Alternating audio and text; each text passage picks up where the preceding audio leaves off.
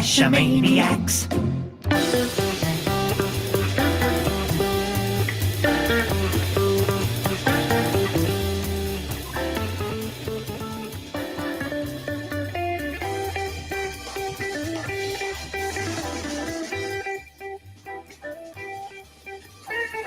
Geo Gearheads.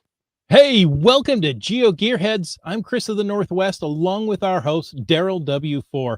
And in case you're new, we do this podcast each and every week. We talk about geocaching and geolocation games.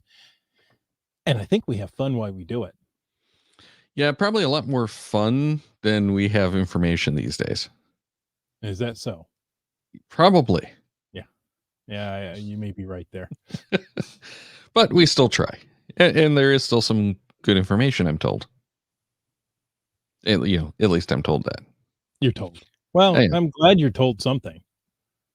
But I did something that's very non-geocaching podcaster. Did you go out geocaching? I did go out geocaching. You know, that's simply not allowed. I know. I got my 9,000th find at Midwest Geobash. Oh, congratulations. It took me long enough. I will say that. Wow. 9,000 finds. I'm going to get there one day. Well, I was looking at the graph over at Project GC, which does not say that I've hit my 9,000th find yet. Okay.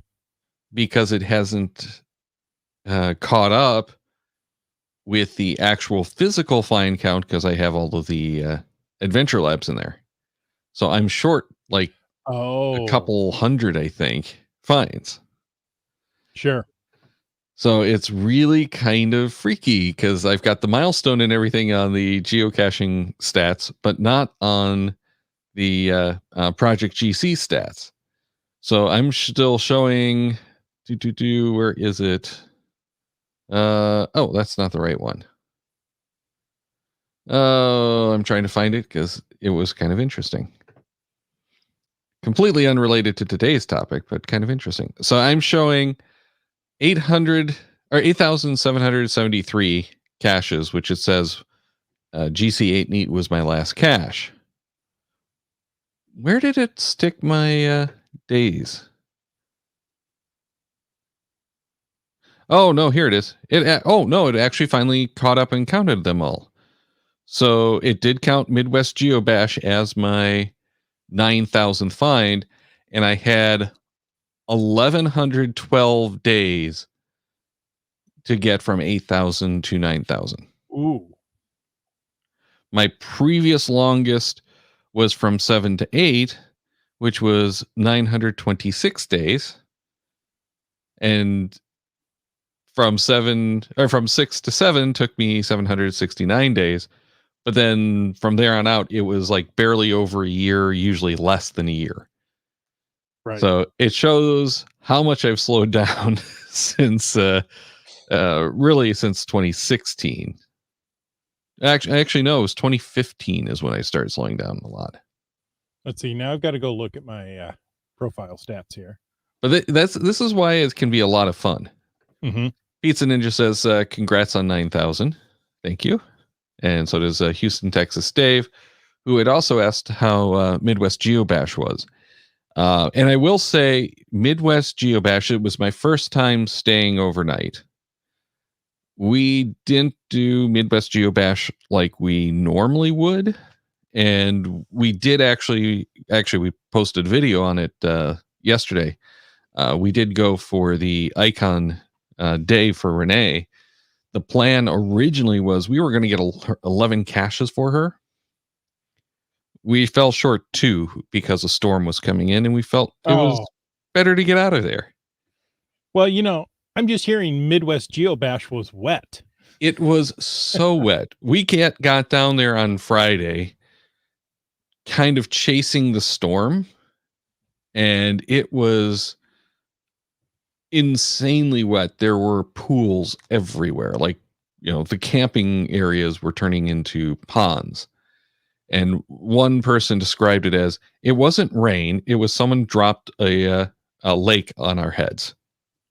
You were geocaching in a bathtub. No, they weren't even geocaching yet. They were staying in their tents, and it was that bad.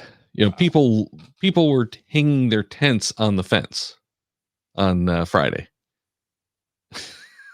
to let them try. It was insane. I've seen wet at GeoBash, but this was the worst that I've seen, and that was part of our problem. There were two letterbox caches. One we couldn't figure out because it was an insane puzzle kind of thing, and the other was back in the woods. We didn't want to step foot near the woods because it was still soaking wet back there, and we were afraid of getting stuck.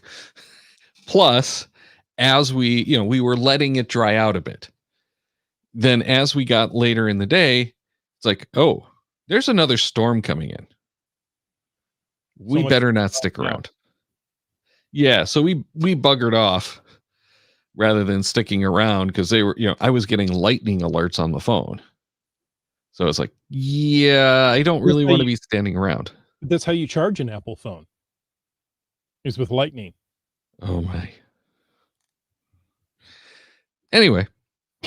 So yeah, we took off, which also meant we couldn't do the you are not wrong, but you're also wrong. Oh, okay. But in any case. Oh. Oops, and we have one comment. I was afraid of getting stuck in the parking lot. And that's the first time I've seen it that bad. There, the trucks were actually sinking into the grass. It was that wet. So, yeah, I was getting out of there. It sounds like it wasn't so bad, and they actually did have the celebration event that evening. Okay. So, if we had stuck around, we would have gotten the 10th one. We probably could have done the 11th with the letterbox, but not really worth risking it. So, we just took off. So you were going for a busy day, right? Yep, which my busy day was 10 icons, which we did at St. Louis. So we would have beaten my busy day, but we did beat her previous busy day with 9. And we didn't really try because that was part of our thing is we were there for, connecting with our fellow geocachers. Mm-hmm. Mm-hmm. Part of the reason we didn't get to the cache earlier was we were connecting with our geocachers, and we're running around having a good time. Ran into a lot of fellow vloggers.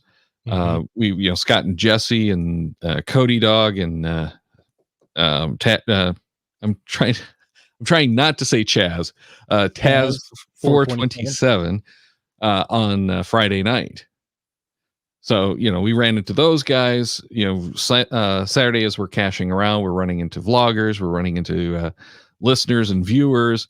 And Renee actually got a little bit of a taste of the, hey, I know you kind of thing, as people recognized her from our vlogs. So that was kind of cool because she was kind of laughing and enjoying that when we were in Rome, Georgia, people kept stopping me on the street. Mm-hmm. So yeah, it was a lot of fun.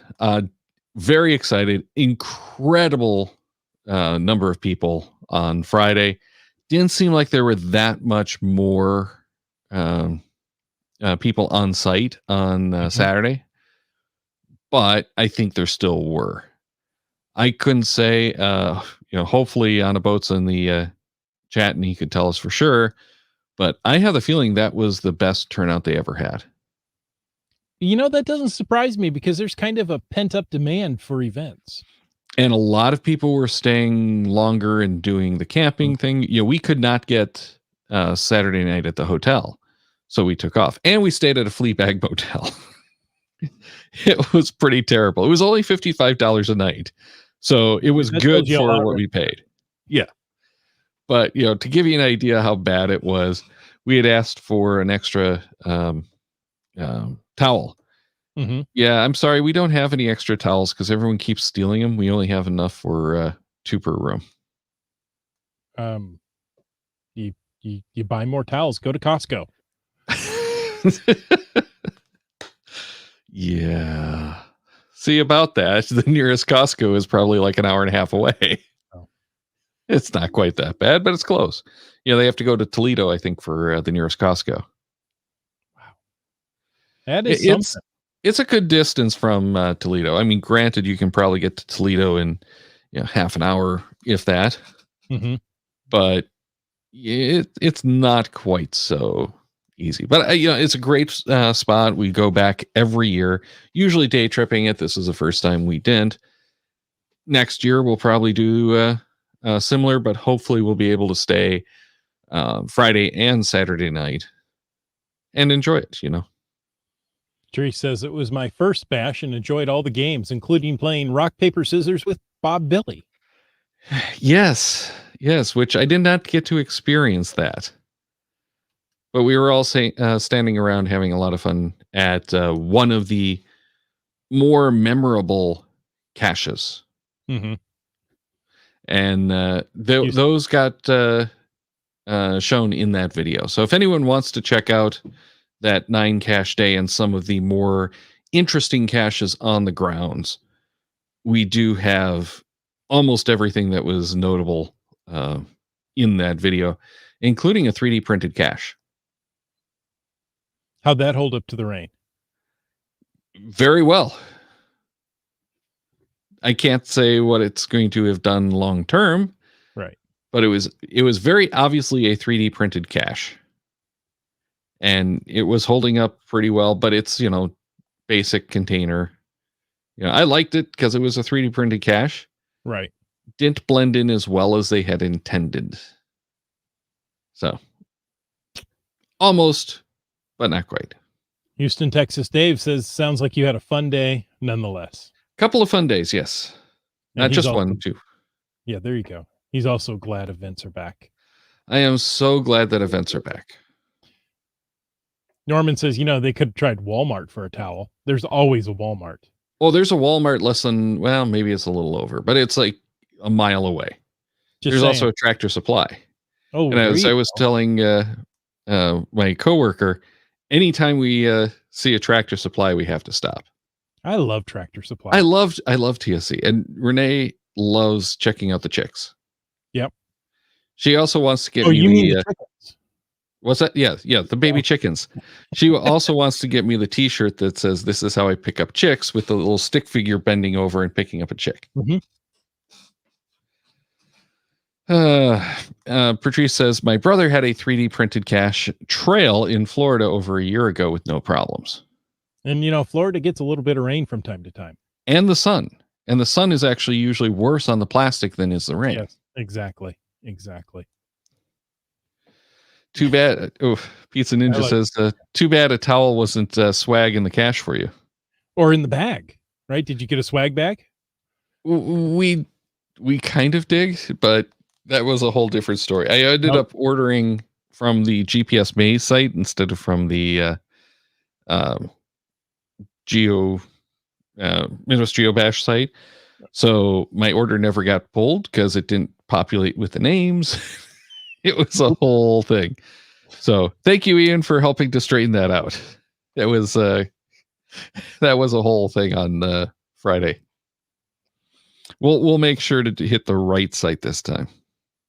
Which, speaking of which, I really enjoyed the GPS Maze this time. Did you go through it? I did. Well, of course we had to go through it. We needed the icon. That was my next question. Did you already have the icon? I had the icon, but we needed the icon. Renee needed the icon because she hadn't done it at all. But we needed the icon for the 9 cache day. Right. But it was very, very different than the other ones I had done before. This one didn't have anywhere near the hands-on or the showcases that the previous one did. And I remember going through, and I did it twice, and I can't remember where. I only logged one of them because the first one I logged, I didn't realize I could log if I wasn't at the event. And since we didn't make it for the opening weekend, we didn't log the maze. Then we found out at the second one, you can get the event or the icon for the maze. And we had logged the event, I think, for the first one, which wasn't the maze icon. So we screwed up the first one entirely. So we went to do the second one because, why wouldn't you? Exactly. But each of those was a little different. They tailored the maze to the space in that room. So I believe the first one we went to was actually a bigger maze than the second one, but they all had these little nook and crannies. So you'd go and get stuck in this little side room staring at things like, they had gone out and grabbed a bunch of trackables from caches in the area and put them into a bin with the glass cover. And it's like, look at all these trackables. And it's like, hey, that's my coin. There's all that kind of stuff in there. It was really cool because it's like, this is the stuff from our local area. And you can sit there and, go over it. That kind of stuff is a problem at a mega event. Because now you've got people sitting there congregating, taking up all this time, creating traffic jams, and everyone else is trying to get in and around. Yeah. So this one was much smarter for being a mega event. It was a back and forth, you're out. Bunch of printed panels. They did a bunch of panels for the local area. So it's local photos. It's got people from the various local organizations. So it's really, really cool. I like that. That is nice. Meanwhile, Bryling says, I thought there was an episode about GPSR versus smartphones. Well, eventually it will be. Yes. I think it's time to get into that. No, I'm wrong. I'm not going to say anything. Oh, okay. I'm going to leave my opinions to myself. I'm reticent to say anything. Houston, Texas Dave says that that's nice. He likes you keeping your opinions to yourself. Well, anyway, we did want to touch on this topic again. In part, Limax texted us the other day and said, hey, it looks like the Oregon series is discontinued, which it is. So that's kind of changed the lineup. Well, it definitely changed the lineup from Garmin, but it definitely changed the lineup for us geocachers and what's available. Yeah, it does. Bryling says this will be a boring podcast if the hosts keep their opinions to themselves. Then let it be boring. Either one is fine. I don't care. No, I can't do that. But yeah, the selection of GPSRs has changed. Takes them a while to get out of the rabbit hole. I'm shocked that the Oregon is gone. I'm not. I am, but I'm not. They have too many GPSRs in their lineup for what they're selling. That's the way I read it. And I don't have the latest sales data, but I know that they were starting to have problems. And the touchscreen GPSRs were not selling as well as the buttons because the touchscreens don't work well with gloves and rain and that kind of stuff. I mean, it works and they've come a long way, but you're fighting against a smartphone. One of the big reasons to get the GPSR is the buttons over the smartphone. Okay. I don't know if I agree with that. Okay. I think the reason to get the GPSR over the smartphone is accuracy. And well, I said one, not the reason. Okay. Well, yeah, there is. I don't know if they're necessarily simpler. Not at this point. Well, especially because you know how to use your phone.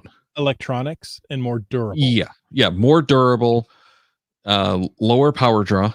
I mean, you're not worried about, losing battery because, you've got your flashlight or it's looking for a cell signal or you've been, spending too much time on Instagram. Yeah, this is all true. Yeah. So and the hunting for a signal is a big one. Yeah. But let's go through the Garmin lineup as they have on their website as of this recording. There's always going to probably be that basic Etrex 10 type unit, and the Etrex 10 is still in the lineup. This is the one we generally tell people never buy one. See, and I thought they would have removed that in favor of the Oregon. No, because this is their, it used to be under $100.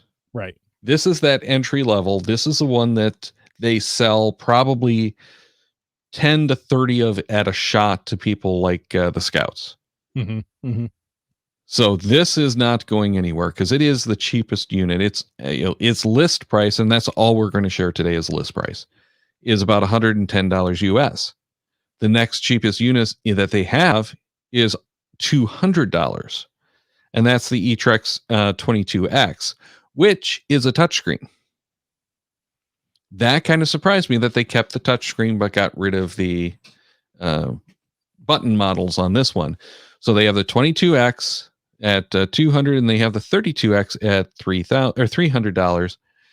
Frankly, I'm not sure I would get the 32 over the 22, because at that point, is it really worth $100 for the compass? The compass and the Right.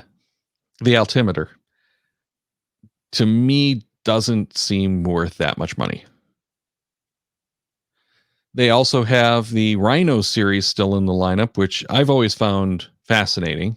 Yes. I like them and I hated them when I used them.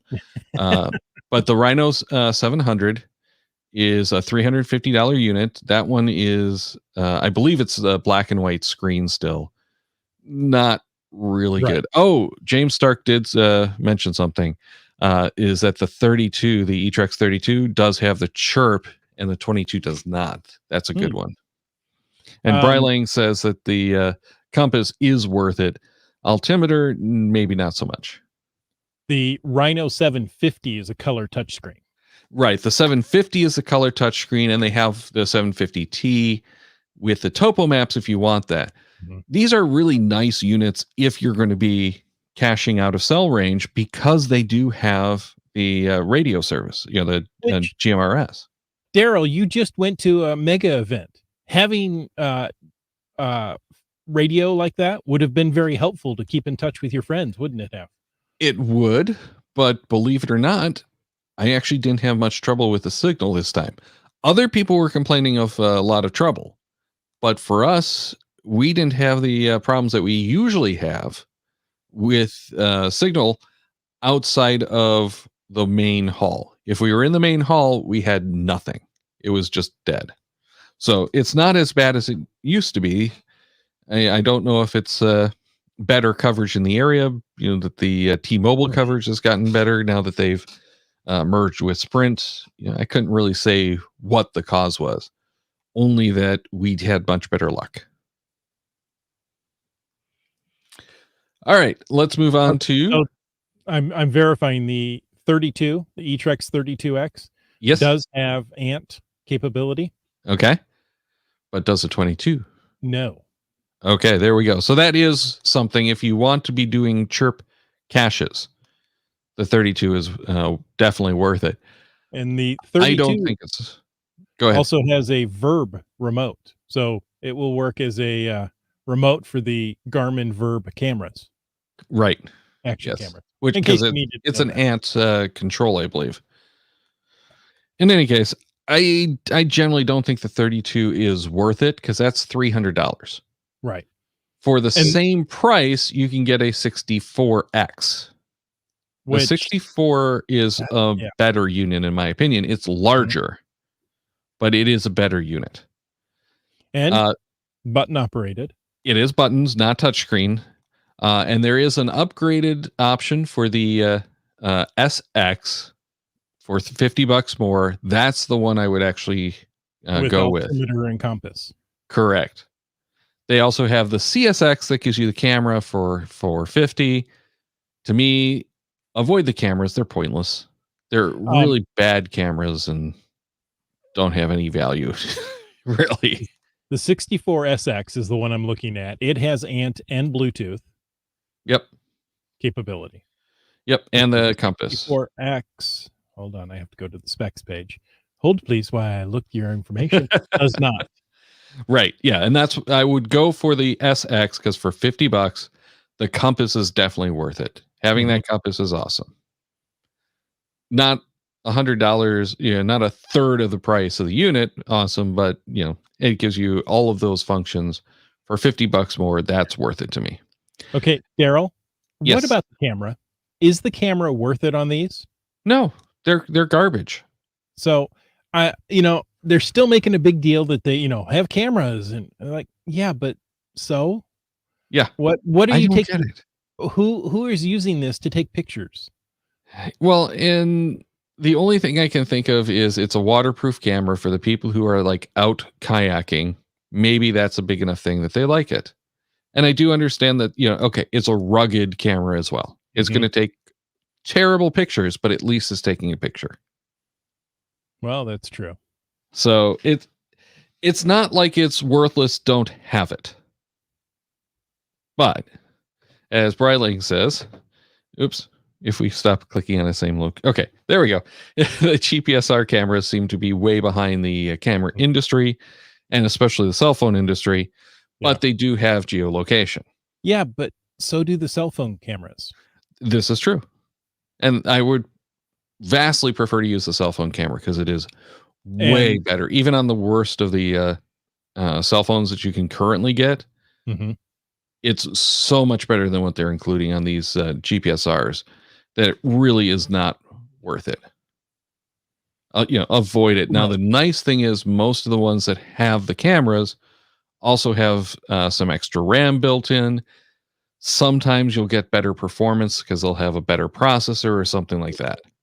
So it's not just the camera in most cases, but I would not go for the camera over something else. And it's not worth $100 to get that camera. Pizza Ninja says the cameras help protect the identities of those being photographed. No, I've seen the TV shows, the cop shows, where they can take any image and enhance it and get incredible detail. Right. Okay, let's move on to the GPS Map 65. Hold on. This one starts at... You skipped one. No, I didn't. Yeah. No, we talked about the while you were looking up the specs, we were talking about the 64 CSX. What about the Inreach? Oh, well, I left those off because they're not full-featured GPSRs. They don't have the geocaching functions. I think some of them do have the maps, but yeah, no, they're the communicators. But we will get into Inreach Functions later on because some of the higher end units have Inreach built in. Okay, never mind then. So the GPS Map 65 is the $350 price point again. That does not, if I remember correctly, have the compass or the ant. $399 for compass and altimeter and ant and Bluetooth. Right. So that one's $400. I'm not sure. Seems like all that is in one chip, right? It's all in the same thing. The 65 doesn't seem like it has enough over the 64 for me that I would probably stick with the 64. I tend to agree with you. I think the 64 is the sweet spot in the lineup. I definitely agree. The 64 is a nice unit. It's probably the best for the price that you're going to find. So really that 64 SX is what I would steer everyone to at this point. Yes.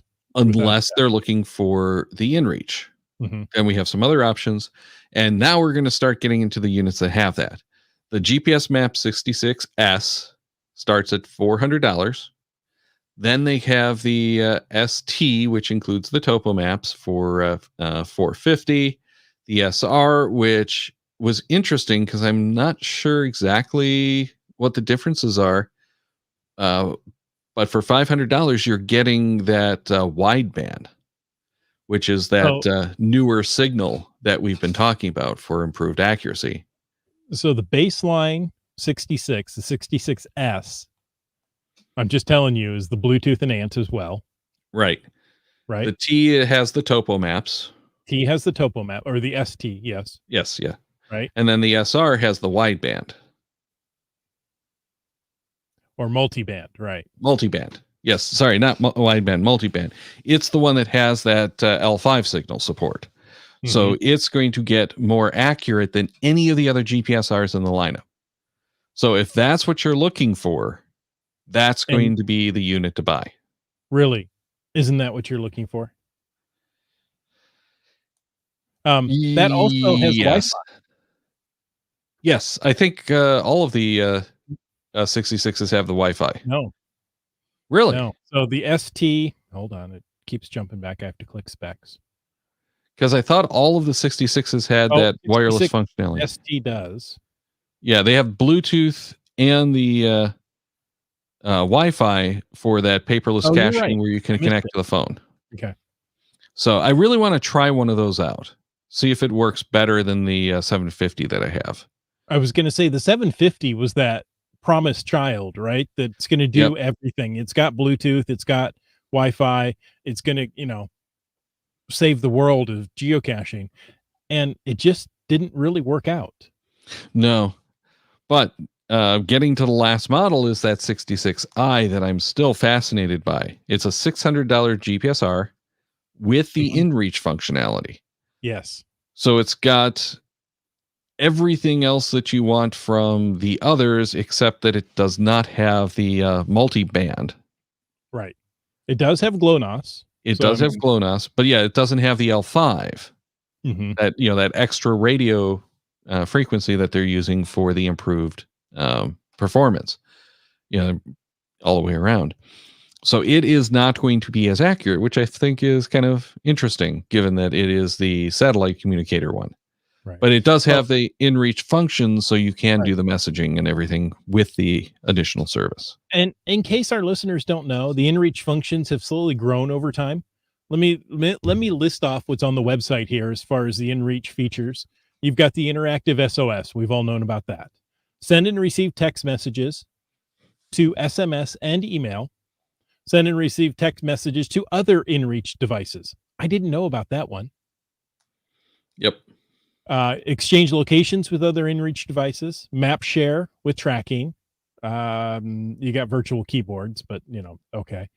Send waypoints to map share, send route selection to map share, and it's Inreach remote compatible, meaning that you can connect it to your phone, use your phone for typing, and Well, I think they actually have some remote keypads for your wrist for like the snowboarders and whatnot. Something that you don't have to fuss with the screen. You can just hit right. the remote. So, Or yeah. Hey Siri, send a message. Yeah, I'm not sure that actually works, but that would be kind of funny. Especially because if you're Hey Siri, you have data service anyway, and you could actually call like 911. Isn't it done in phone now? Only to some extent. Okay. Anything like that, I think, still has to go out. But the actual dictation happens in phone. The big $600 unit has 32 gigs of memory, and that's 1,000 waypoint or 10,000 waypoints, 250 tracks. Yeah, Yeah, it's an interesting unit that I'm definitely interested in taking a look at again. It's just a lot of money for something that I never take with me. Like Breiling says, he has the Map 64 S, but he almost never takes it with him. And that's where I'm at. I never take any of my GPSRs with me. Takes his Galaxy 9 Plus with him wherever he goes. Yeah. Yeah. And that's where I'm at is I love GPSRs. I got started with GPSRs. They are more accurate. They're more resilient. But that's about it. I'm going back because the Pickle Ninja. I'm still calling you that. Sorry, Pickle Ninja. Pickle Ninja says, I love my InReach Explorer Plus. I use it more for hiking than caching. Yeah, and this is why I think these InReach units still have a long life left, because they're good for that emergency contact. Your GPSR and your cell phone will do more than adequate jobs caching most times these days. So why buy the extra device?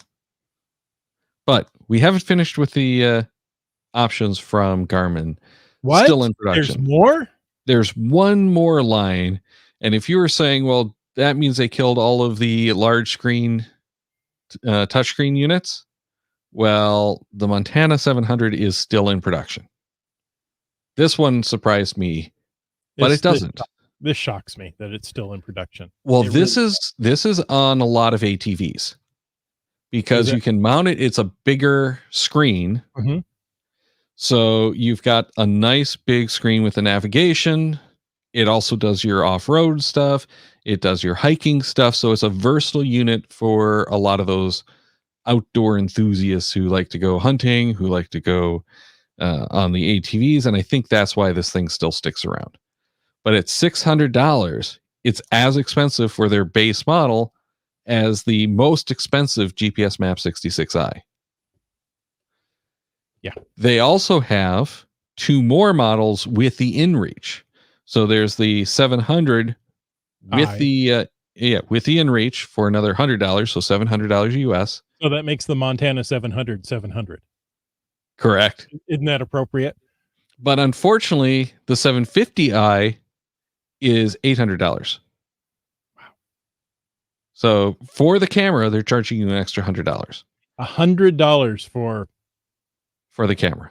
for a camera. Yeah. That's not that good. Yeah, that camera. Yeah. It's a camera. But if you are looking for something that you can put on, like a boat or ATV or something like that, this does have that nice big touchscreen. So it makes sense to me that this is still out there. It's that hybrid unit for the people who are outdoors. Maybe. And especially if you're getting the InReach, now it's your emergency services. Right. But I tell you, I've got a bicycle mount for my Oregon. Right. And I love it. It's quicker and faster than my, like track my ride through the phone. Right. It updates, quick. And so I find myself looking more at the GPS than I do at the phone for mapping my rides and doing things. So, I look at it and go, the Oregon's great as that little navigation unit. See, the Oregon's gone though. Well, that's true. But this seems like so if you want that size screen, you're going to have to go up to the Montana. The Montana, I think, is too big for a bike. That's just my opinion. Mm-hmm. However, all of the other units that they have, the screens are small that I'm going to have problems reading that as I'm bouncing along on the trail. Oh, and it is geocaching friendly. Yes. Yeah. No, the Montana is a outdoor unit. It just happens to have some of the nav functions in there that you used to get in like the new V series. So it was intended as like a hybrid unit. Did you know it could do dog tracking when paired with a compatible dog track system? I did actually. So do the rhinos. Yes. Which is one of those hot things that they used to do. Norman says that he uses the Montana on his bike and it works great. Okay, Norman, you've been very good in the chat tonight. Is it too large for the bike, or do you like that extra size?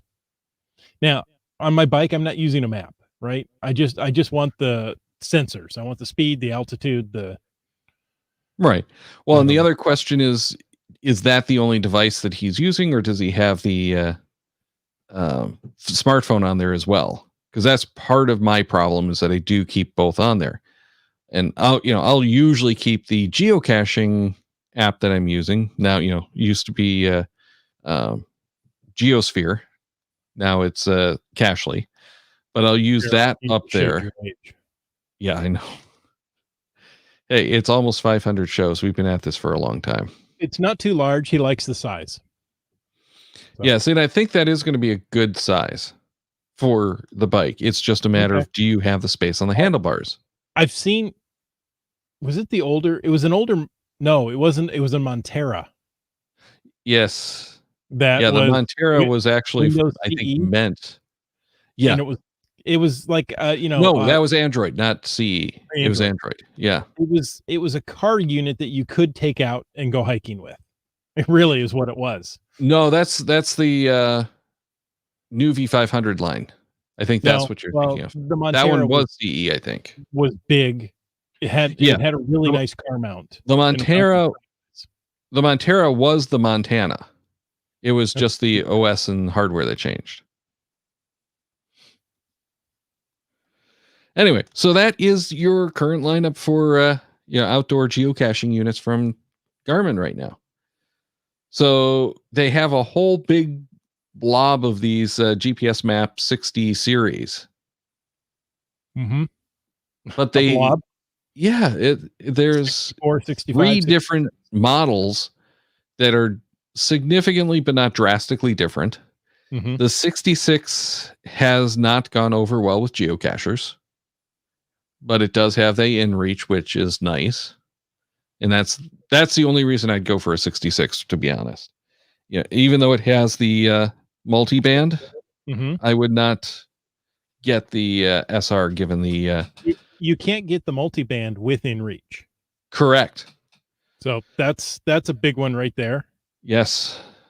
And that I think they'll probably have to fix soon. It sounds like the SR was hey, we're going to bolt this on until we'll get the new chipset out and sell out of our Inreach versions. So Norman is chatty because it's a subject he likes, which, hey, that's fine. That makes it's a subject we like too. It makes this show so much more interesting. We did all GPSR. We didn't do much smartphone. No. Let's look at Starcacher here. He says, I'm mostly still a GPSR user, mostly a Etrex Touch 35. I'm sorry, Starcacher, that model has been discontinued. We have no idea what it could do. Sorry, I'm being sarcastic. I'm being starcastic. Anyway. And he only uses cell phones for FTF and ad hoc caching, or backup for the GPSR.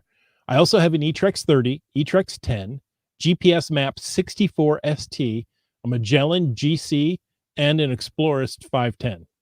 So he's got an entire museum of GPSRs. I still haven't beat though. Well, yeah, I'm sure you do. Let's see. Do I? I don't just behind me. I have the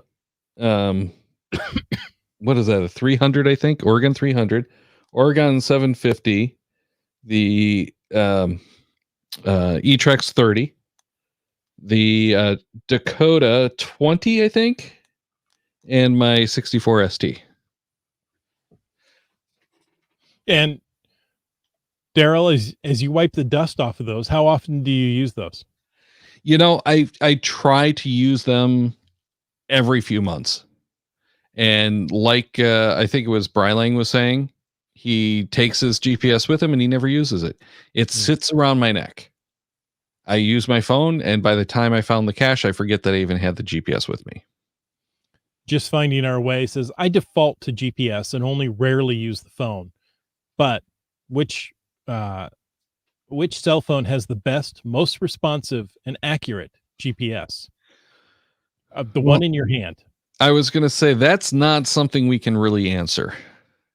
No. For one, we don't have enough experience, and the reporting that I've seen on it kind of all says the same thing. At this point, they're really close, and the carrier you have impacts the and even where you are, what frequencies that carrier is using can impact the accuracy of the unit. So it's not hey, you can get this all the same, but it's pretty much everyone's using the same basic chipsets for GPS, which It looks like Brylan is actually saying that almost all current cell phones use a similar chipset. They're all pretty accurate today, unless you're using multiple GPS using apps on this phone at the same time. Yes, but I've got a iPhone 8 Plus, right? I know it's old. And I'm waiting for the new models to come out so I can afford some of the older ones. But I'm very disappointed with the GPS in it. That got really bad after one of the upgrades. Yeah. Typically, it was fine, and then it went bad. I could be 50 feet off with this. So. See, and I have not had a problem with the 11. The 11 has been good. It has its bad days, but it's been good. Mm-hmm. So, I wonder if I've got a bad GPS chip on this and I never, See, I don't think it is a bad GPS chip, because when I got rid of my 8, it was doing the same thing. Okay. I do not like the current suite of iPhones, to be honest, but I don't see that changing anytime in the near future. Aside from the Pixels, Mhm. I don't have a phone on the Android side that really even makes me look at the Android phones, though, either. It's just I'm not a fan of the current state of smartphones. Right. I want my buttons back. I hate to say that, but I want my buttons Want back. my buttons back, buttons back, button back. And I hate to say it, but because I sound like an old fogey, but You I'm are. having so much trouble with like Pokemon Go and the gestures where I'm trying to, throw a Pokeball and instead I minimize the app. I forced quit Right. a couple of times during a raid because I just go too close to the edge of the active screen area and it thinks I'm trying to do something. It's like, this is not a good experience. I need some protection from the OS. it's a bad UI. Just Finding Our Way says I'm still using a Pixel 2 and the upgrade will be a Pixel 6 or an iPhone 12 next year or two. Mhm. Now, the one thing I will say on the Apple side, I like the iPhone 12 mini. Mhm. That's what, we're the entire family's ready for upgrades. My wife and son are still using 6S's, Mm-hmm. right? So they're both looking at the 12 mini going, that's the size I want. That's what I want. Oh, great. Yeah, I've got the 11 now at this point. It's not that bad. I've gotten used to it, but it's still that much bigger that, especially with the battery case, I'm smacking tree branches with it. I like having a smaller phone because I can just go out caching, I can go out playing Pokemon, and it doesn't like block my field of view. Mhm. You get, even with the 11, that's fine. It's like right at that right above what I think is a sweet spot, but it's not so bad that I lose track of what's in front of me. Right. When I used the 8 Plus, that to me was too big and Look, I could not. it's the size of my face, Darryl. Nice one. I like that. You hold it in the right spot. But no, it literally was so big that when I started using it, it was, yeah, I lost track of everything around me and I was, I was running into stuff. And that's like So around the office, not so even, you may as well outside. just be using an iPad then, right? Well, I actually had an easier time with the iPad, but I also use the iPad mini. I do like the iPad mini, but it's just Mhm. too big to go out caching with. I I've done it. It's too big. I've And always liked the Apple, pluses or um the pro models, it's like I want but I would keep it for 4 years, and at that last 4th year I'm like, "Man, this is a terrible phone." mhm. So, it's not meant to go that long. So next time I'm going with just the straight, you know, baseline phone Yeah. and planning to change it out more often. Well, I think the baseline, or not the baselines, but your You know? mid-range phones tend to be better. Yeah. They're not as flashy. They're, a little bit better battery life most of the time, not always, because they've Well, hit that they sweet are spot. over a 4-year-old phone, right? Well, definitely over a 4-year-old phone. But yeah, so there's a ton of different units out there. It's mostly what you like to use. And we were talking about the iPad. I took my iPad with LTE out while I was using my Nexus phone. So I had Mhm. the Nexus Mhm. in one hand and I had the iPad in the other hand. Mostly it was to do testing. But what I've learned from that experience was the iPad is awesome when you're trying to plan your trip on the Mhm. fly because it has that nice big map that just really makes all the difference. It really is awesome for like car caching. Mhm. So I would definitely recommend an iPad or similar device. as your caching navigator's device in the car. Yep. Get a stand for it in the car. I did that for years. I had a iPad stand mount in the car, and it worked great. Yeah. So it's pretty awesome. But my preference at this point, as much as I love the GPS and as much as I try to make the GPS work for me, I keep going back to the cell phone because that smartphone is with me anyway. I can grab it, download the caches to it, check the maps, update the maps, all right on that device. Before I even go anywhere, I have everything I need for the day cached. If I don't cache it ahead of time, most of the time I'm in cell range and I just go and download it at that point. Live map download or download from the live map and save to the offline listing cachely. Well, Darryl, let me show you one message here, and maybe it'll change your mind. This is Bryling says, good evening from Abbotsford, home of Geo Woodstock 18 in August 2022. We're going to have a lot of people from the States going across the border into Canada where maybe they don't have data, or data is more expensive, or they have limited amounts. Having everything loaded into a GPSR is free. Yeah. It's accurate. It's ready to go. But you can do the same thing with your smartphone. Yes, you can. So that's not one of those things that I really buy anymore. Oh, you can do the same thing with a phone and with a GPSR. Now you can run into those problems where you don't have the data service on your smartphone because of things like the borders. For my service that I have, and for a lot of the other services I know in the area or in the US, they do have a limited data service available included in the package for most other countries. So if I go to Canada, I only get 3G speeds, but I get data. Right. So I don't have to worry about it so much. That said, I certainly wouldn't want to go caching and downloading maps and everything from that. 3G just isn't, fast enough that I'm going to get a good experience. So I'm going to go, back at the hotel, download everything from Wi-Fi, and I don't have to carry a computer or anything. Exactly. If you have that GPSR, you're going to have to load it up ahead of time and leave the computer at home. I don't know. Bring the computer with you. What can you do with Wi-Fi and Bluetooth?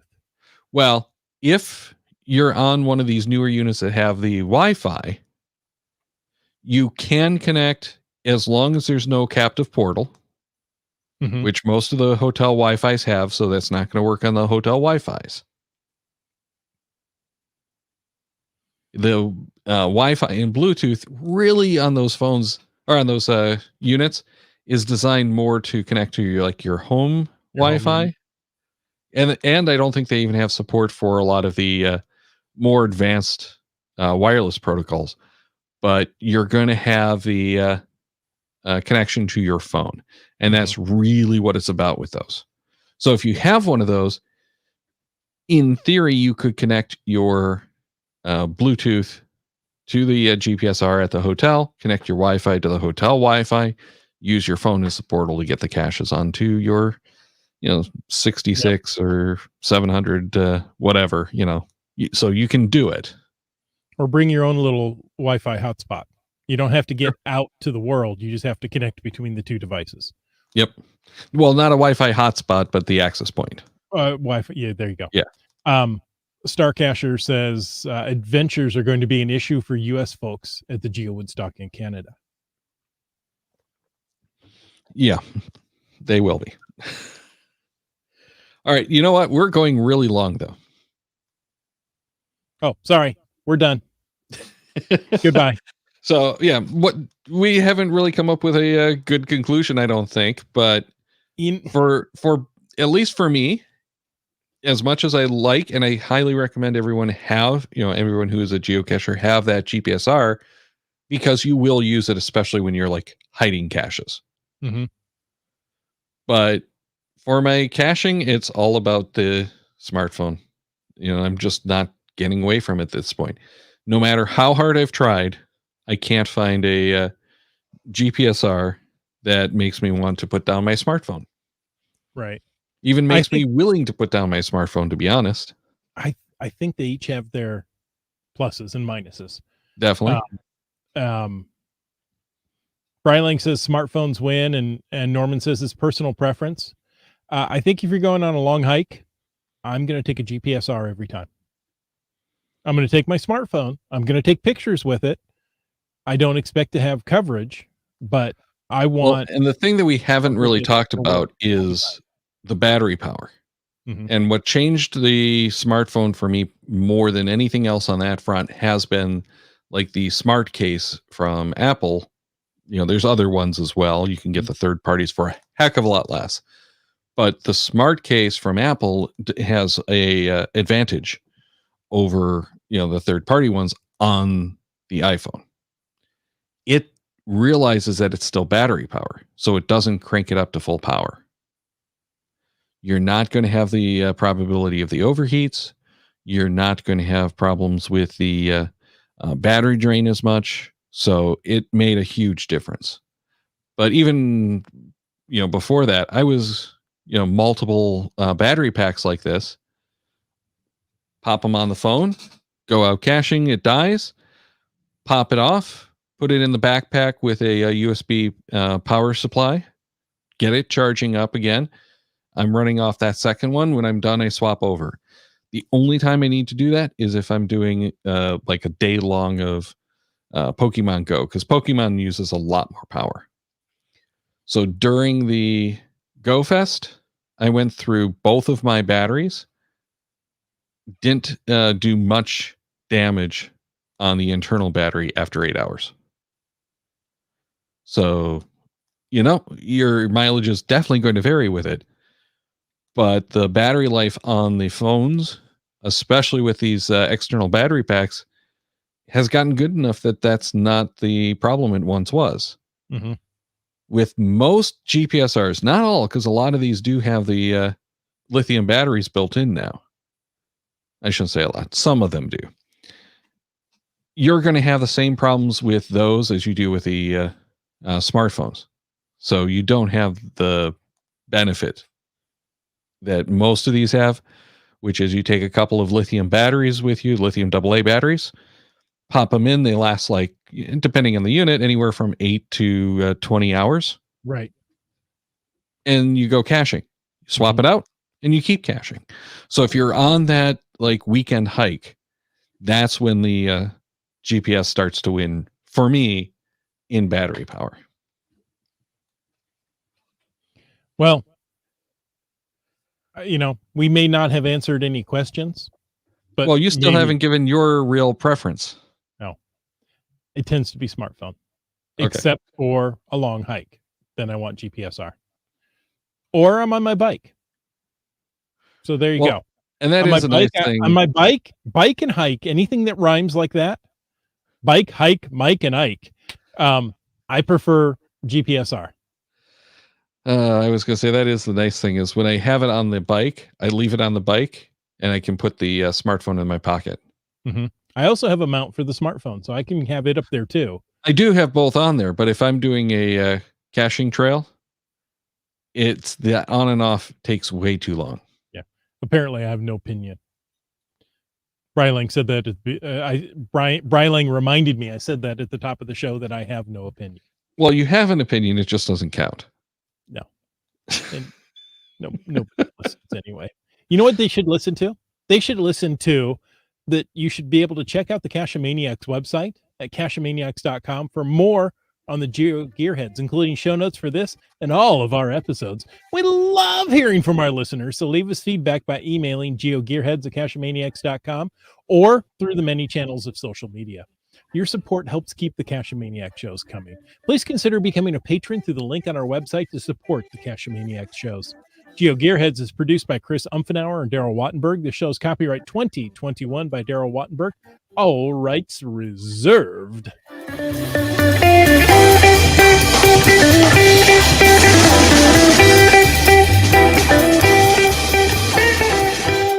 Cash with a Cacheamaniac.